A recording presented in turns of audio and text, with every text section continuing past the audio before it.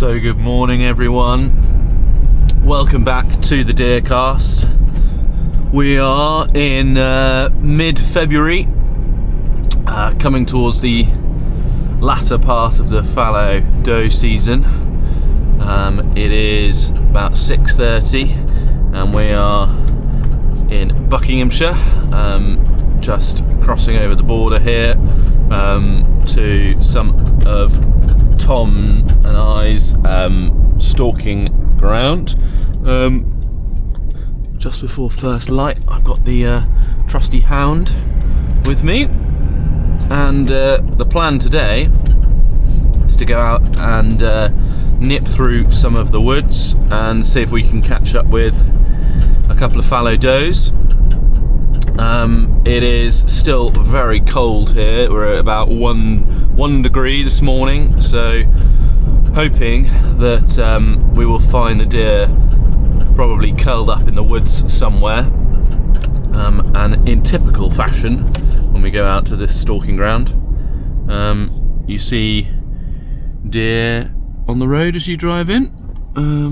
There are a couple of commons on the way in. I think I've mentioned this in previous videos actually, but there's a couple of commons on the way into this bit of stalking ground that don't get shot at all, because I think the people who own them are rightly worried about public access, and therefore the deer just sort of live there, and so you'll be driving along and there'll frequently be herds of 30 or 40 just sort of milling around on the roads, which is always quite frustrating when you see tons on your way in and then you actually get to where you can shoot them and they've all buggered off. But I suppose that's what makes stalking interesting.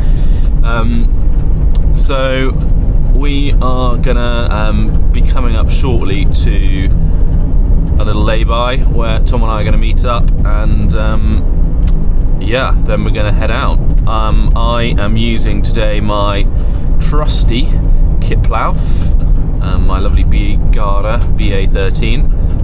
Not sure what Tom's going to be using today, but I've got the dog with me, so, and then the Kipplauf is a great little woods rifle. It's nice and light. I've got the sort of Deer Central Z sling, so it keeps your hands nice and free for, you know, holding a dog lead and a set of sticks, and it's also nice and short so you don't get it caught on branches and things, so it'll be an ideal rifle for this morning, we hope. So yeah, join us and see how we get on this morning.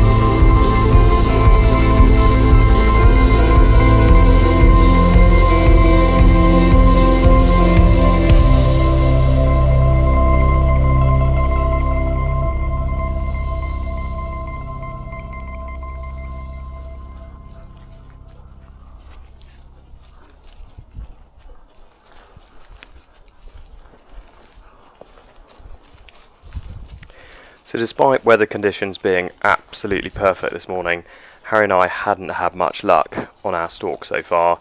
We'd seen the odd muntjac here and there, but no fallow, which was what we were really after. We then decided to about turn and go back through another part of the woods that we don't tend to often go through, mainly because there's a couple of footpaths that intersect it and make it pretty difficult to stalk. However, we could see out on the edge of this field to our left-hand side a big group of fallow. Now, the field to our left-hand side we don't have permission to stalk on, but what we were hoping was that, given it was fairly late in the morning now, the fallow would slowly start to retreat back up into this woodland that we were in, and we might get a chance to ambush them on their way back in.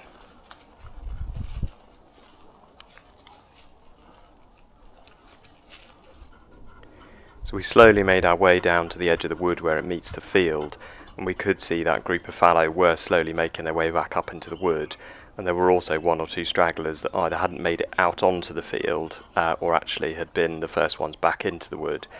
I left Harry behind with both of the dogs and decided to creep forward and see if I could get a shot at one of the fallow that was in the wood.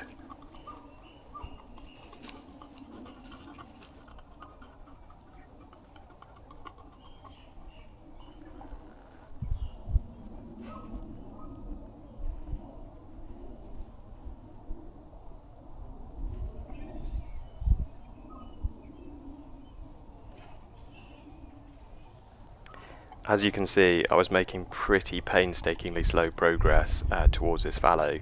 It was a group of about 30 to 40 deer, so I had quite a few pairs of eyes looking round.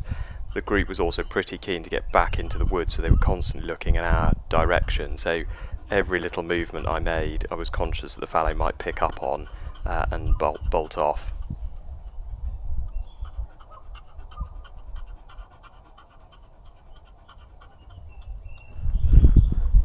So after what felt like an absolute age, I eventually got far enough forwards. I was in a position I could take a shot at one of the fallow still lingering around in the wood. By this point, the dogs were pretty agitated, and so were the deer as well. The deer had someone walking towards them from the other direction at the far end of the field along the footpath, so they didn't really know what direction to go in. I think they had twigged that something was going on in the woods and that we were possibly there.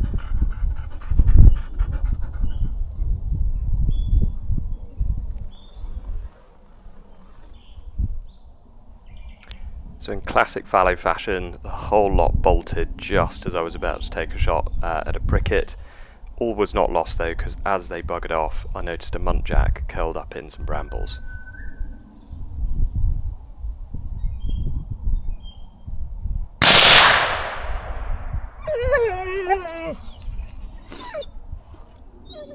So, welcome back everyone. Bit of a frustrating morning. We came into these woods that are normally absolutely chock-pack of fallow. Came across one group of 5 that got spooked by a neighbour's horse, and then we came across another group, but sadly they were in the neighbour's field, so where we don't have permission to shoot.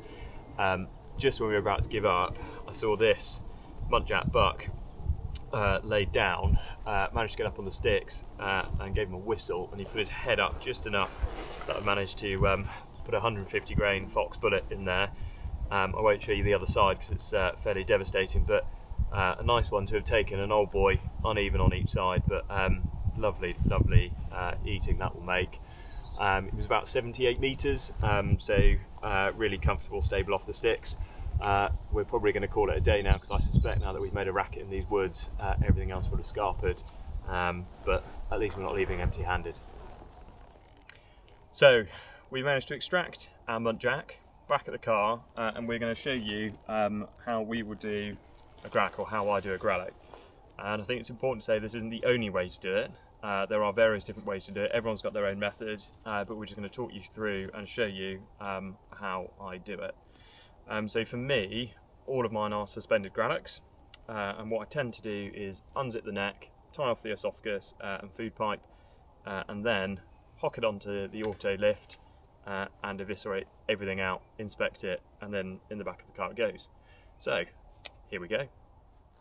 So we've taken the head and lower legs off. I didn't think many of you need to see that bit, so now I'm going to start the sort of gralloch procedure. So what I tend to do is have it lying on its side and take the knife in at the base of the neck, just at the top of the rib cage there, straight in, and then sort of as you're pulling the knife back out, twist it and cut up through the skin here, with this being a Muntjac buck, it's pretty tough. That's why you want a fairly decent knife. And then I cut down the side here until you reveal the esophagus and food pipe there.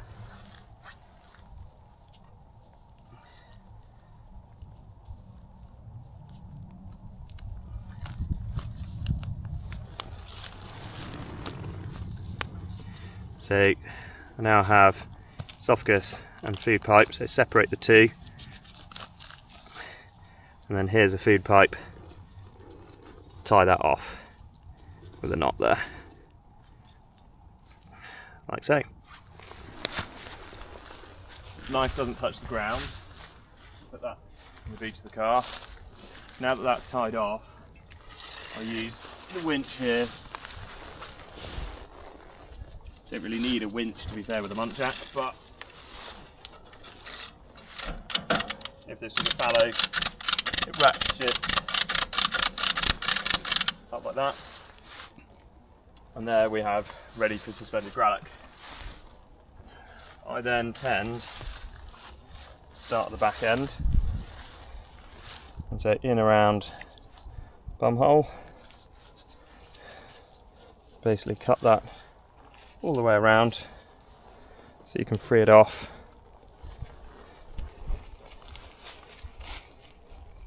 Like so. And if it was female, obviously you'd do the same with the other channel.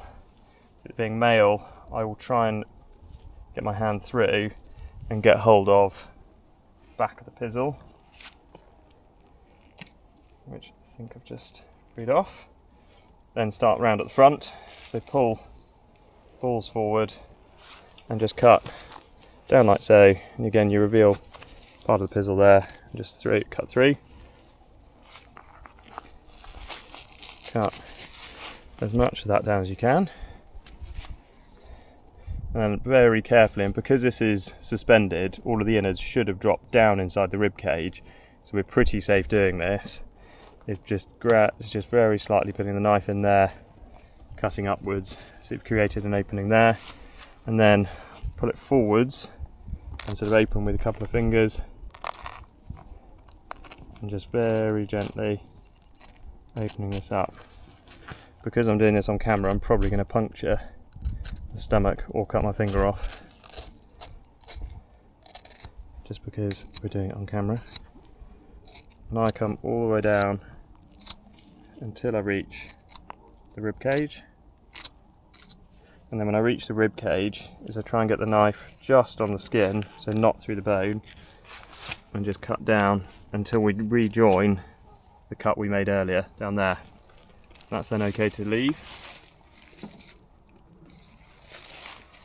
Then with a bone saw I'll go through the rib cage, and the reason I don't use a knife to go through the rib cage, which a lot of people say you can, and you can, is A, you blunt your knife, but B, I think it's fairly dangerous to do it, whereas a saw gives you a nice clean cut, doesn't destroy your knife, and is, I just think, a bit safer for your fingers.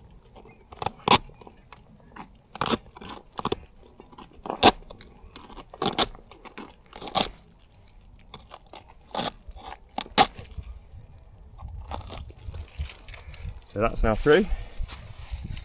That's all to one side.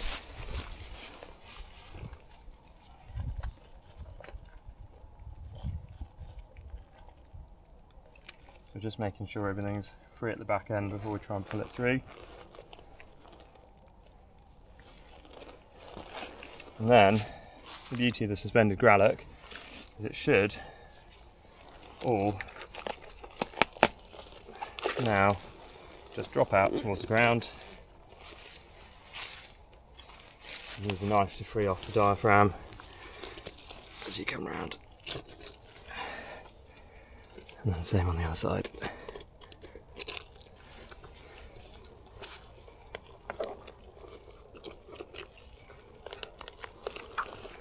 So there you go, all drops out towards the ground.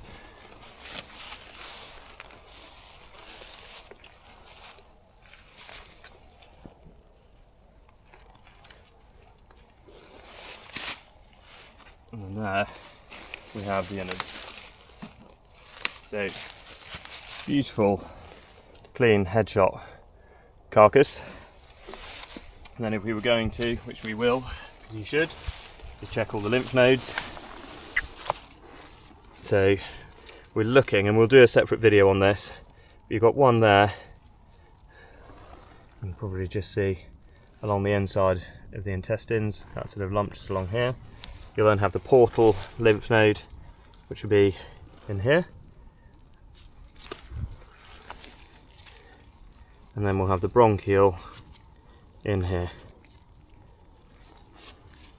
And what we're looking for, and whilst we're on the lungs, what we're looking for is for them to be nice and smooth, clear, no signs of blemishes, no hard lumps, bumps, nothing pussy. You might sometimes get some scars on them, which will be from pneumonia, but again, you can see here some lovely clean lungs, no pus, no lumps, no bumps. You can just sort of feel it with your hands. It's obviously a little bit more difficult to do if you have body shot something, whereas doing it this way, because we've headshot it, is lovely and clean. Up in the base of the head, you can find the submandibular glands as well, or the retropharyngeal, and check those as well. But all in all, a lovely, nice, clean carcass. So there we have it. Muntjac, Stalk beginning to end, and Gralloch. We've even got some lovely kidneys to reward the dogs with. Hope you've enjoyed this video. Please remember to comment, like and subscribe, and we'll see you on the next one.